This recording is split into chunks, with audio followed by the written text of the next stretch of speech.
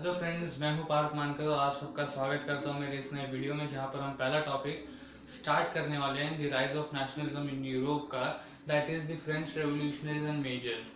Means अब इसमें क्या है, जो फ्रेंच रेवोल्यूशनरीज ने मेजर्स लिए थे, प्रैक्टिसेस किए थे to create a sense of collective identity. अब वो मेजर्स एंड प्रैक्टिसेस कौन से थे वो देखने वाले हैं। तो सबसे पहला पॉइंट की तरफ बढ़ते हैं हम। So the French revolutionaries introduced many measures and practices to create sense of collective identity. अब फ्रेंच रेवोल्यूशनरीज, अब ये कौन थे? अगर हिंदी में इसका मीनिंग देखा जाए तो ये फ्रांस के क्रांतिकारी थे। अब ये फ्रांस के क्रांतिकारियों ने क्या किया, बहुत सारे मेजर्स एंड प्रैक्टिसेस किए to create a sense of collective identity. What? To create a sense of collective identity to among the French people, right? So the French revolutionaries took many or introduced many measures and practices to create sense of collective identity among the French people. So ये सारे measures थे जिसके और से हम जाने वाले हैं, जिसके और से हम देखने वाले हैं क्या है। So the idea of la patrie and le citoyen emphasized the united community for enjoying equal rights under the constitution। अब देखिए, दी फादरलैंड, ये जो दी फादरलैंड है, ये लापात्रे का मीनिंग है। लापात्रे का मीनिंग है इंग्लिश में दी फादरलैंड, एंड ले सिटियन का मीनिंग है the citizen, right? The citizen. So the idea of La Patrie and Les Citoyens emphasized the united community for enjoying equal rights under the constitution। So क्या हुआ, French revolutionaries ने ये idea लाया दी fatherland and the citizens का, जिससे जो United community थी वो एम्फोसाइज हुई, एंड उसके वजह से क्या हुआ, उन्हें ये दावा दिया गया कि वो एंजॉय करेंगे equal rights under the constitution. इसकी वजह से क्या हुआ, उन्हें छोटा सा सपोर्ट मिल गया यूनाइटेड कम्युनिटी की तरफ से to create a sense of collective identity among the French people. So क्या हुआ, they introduced the idea of the fatherland and the citizen so that it emphasizes the united community for enjoying equal rights under the constitution।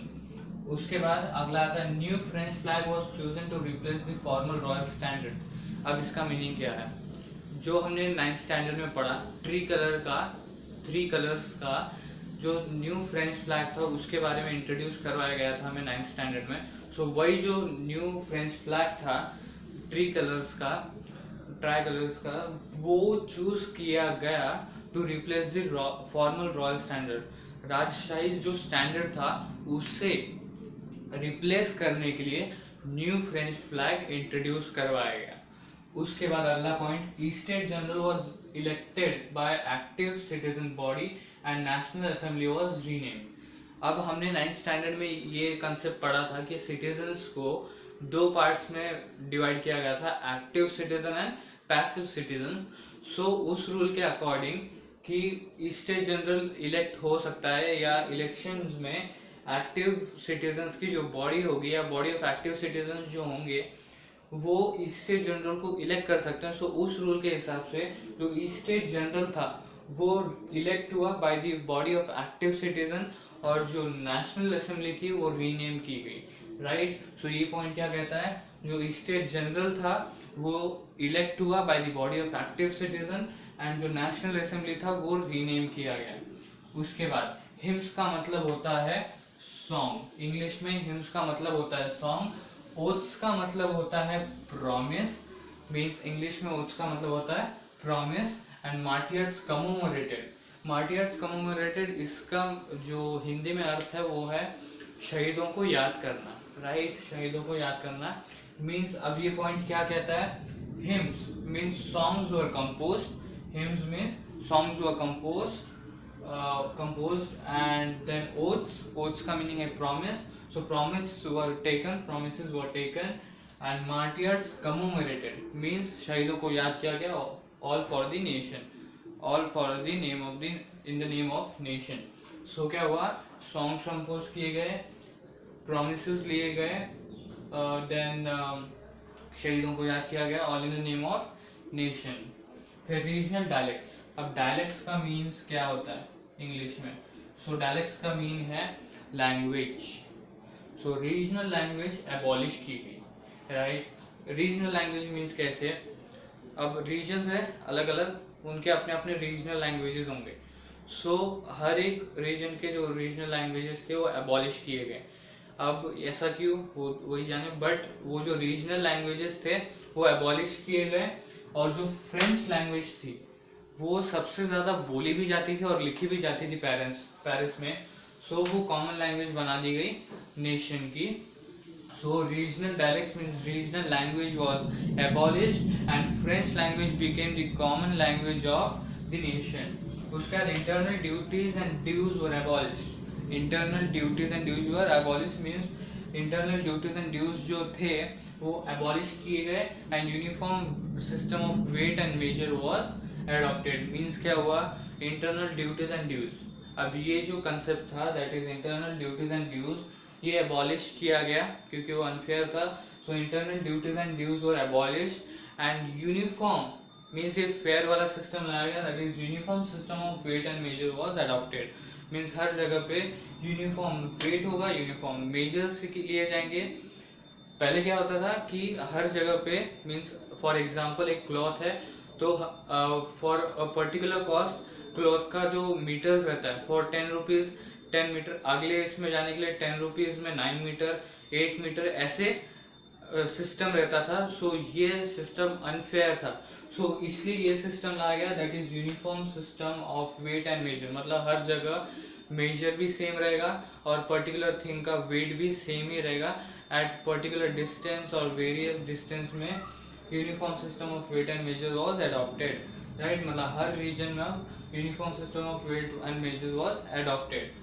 सो क्या इस point में क्या है, internal duties and dues was abolished and uniform system of weight and measure was adopted. So ये सारे measures थे जो French revolutionaries द्वारा लिए गए थे to create a sense of collective identity among the French people. So क्या क्या थे, the idea of fatherland and the citizen, emphasise the notion of united community to enjoy equal rights under the constitution. उसके बाद था कि the new French flag was chosen to replace the former royal standard. Then Estates General was re-elected, or you can say Estates General was elected by the body of active citizens and the National Assembly was renamed. उसके बाद था कि hymns means song, oaths means what we say promises, and martyrs commemorated, right? So hymns were composed, oaths were taken and martyrs commemorated, all in the name of nation. उसके बाद था that is regional dialects. Regional language was abolished and the French language, as it was mostly spoken and written in Paris, so it became the common language for the nation and the regional language was वो abolish की गई थी। After that internal duties and dues, internal duties and dues का concept abolish किया गया and new system and uniform system of weight and measure was that is adopted. Okay, that system was adopted. So यही थे measures जो French revolutionaries द्वारा introduce करवाए गए थे to create a sense of collective identity among the French people. So आगे बढ़ने से पहले एक एडवाइस आप सबके लिए, दैट इज आंसर कैसे लिखना है एसएसटी में। मोस्टली सब पीपल क्या करते हैं, मोस्टली सब स्टूडेंट्स क्या करते हैं, पैराग्राफ में लिखते हैं, बट ये गलती ना करें। आंसर ज़्यादातर प्रीफर कीजिए कि आप पॉइंट्स में लिखें। अब पॉइंट्स में क्यों, इससे आपको 2 एडवांटेजेस हो सकते हैं एंड एग्जाम टाइम में 2 एडवांटेजेस हो सकते हैं। आपको क्या एडवांटेजेस है, पॉइंट्स में अगर आप आंसर लिखते हैं तो आपको इजी रहता है लर्न करने में, और जब एग्जाम टाइम नियर बाय आता है, नियर रहता है, एकदम नियरली रहता है, तो अगर आपको ऐसा लगता है कि ये पॉइंट याद नहीं हो रहा, ये पॉइंट याद नहीं हो रहा, सो आप इसको एग्जीक्यूट नहीं करें आंसर में, दैट इज आप इसको हटा दें और फिर अपना खुद का आंसर बना सकते हैं। इतना टाइम आपको मिल ही जाता है अगर पॉइंट्स में आंसर लिखते हैं, क्योंकि क्लियर आंसर रहता है। सो आप कुछ पॉइंट्स को हटा के अपने आंसर्स भी लिख सकते हैं, और एग्जाम टाइम में क्या होगा, आप आंसर क्विकली लिख सकेंगे क्योंकि आपको पॉइंट वाइज सब याद रहेगा। और अगर आप पॉइंट वाइज लिखते हैं सो एग्जामिनर को भी इजी रह जाता है कि वो चेक करे आसानी से एंड उसकी वजह से अच्छे मार्क्स भी मिलते हैं। सो ये this was one advice in this video. So ये आप जितना ट्राई करो उतना ही अच्छा रहेगा कि आप पॉइंट्स में आंसर लिखें। एंड वापस टॉपिक की तरफ बढ़ते हैं। सो जैसे हमने देखा कि इस मेजर्स थे जो फ्रेंच रेवोल्यूशनरीज ने लिए to create a sense of collective identity. इस वीडियो में इतना ही था। एंड आपको इसके बाद सिर्फ 3 चीज़ें करनी है। शेयर कीजिएगा वीडियो अगर आपको इंफॉर्मेटिव लगा हो, हेल्पफुल लगा हो। लाइक कीजिएगा अगर हेल्पफुल किसी भी तरह से लगा हो। और अगर आपको लगता है आने वाले वीडियोस भी हेल्पफुल रहेंगे तो चैनल को सब्सक्राइब जरूर कीजिएगा। And thank you for watching this video friends.